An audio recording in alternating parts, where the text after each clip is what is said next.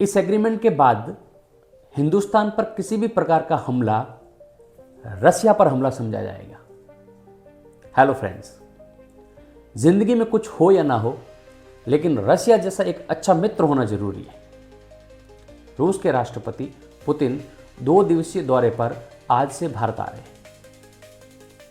रूस और भारत की दोस्ती किसी से छिपी हुई नहीं है, और जहां तक बात करूं पुतिन और हमारे माननीय प्रधानमंत्री जी की, तो वो भी बहुत अच्छे दोस्त हैं।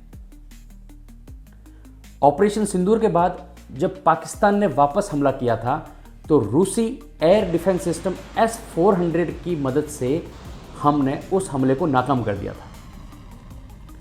भारत और रूस अब रेलोस एग्रीमेंट करने जा रहे हैं। जब रशियन राष्ट्रपति भारत आने के लिए निकले, तो वहां की संसद स्टेट डूमा ने रेलोस एग्रीमेंट को मंजूरी दे दी। इस एग्रीमेंट के बाद में रूस की सेनाएं भारतीय जमीन का इस्तेमाल कर सकती है। हमें तो सेंट्रल एशिया से कुछ यूं लेना देना है नहीं, लेकिन जब भी कभी भारत पे कोई खतरा आएगा, तो रूसी सेना भारत के साथ खड़ी दिखेगी। रूसी सेनाएं भारत में अपनी सैन्य कार्रवाई कर सकती है।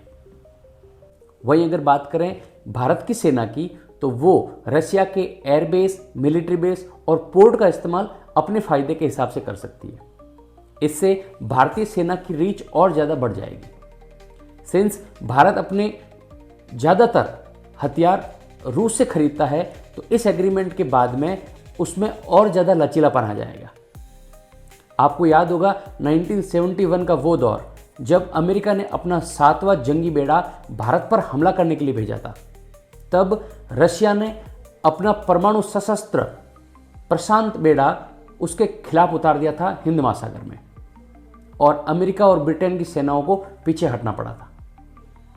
रेलोस एग्रीमेंट होने के बाद में रशिया पूरी तरीके से भारत के सपोर्ट में रहेगा। रूसी राष्ट्रपति के भारत आने के बाद में इस एग्रीमेंट के अलावा S-500 और सुखोई 57 पर भी बातचीत होगी। इसके अलावा और भी कई महत्वपूर्ण ट्रेड डील पर भी डिस्कशन हो सकता है। इस एग्रीमेंट पर आपका क्या विचार है, कमेंट सेक्शन में जरूर बताएं। मेरा विचार तो है, I love Russia. Thank you guys.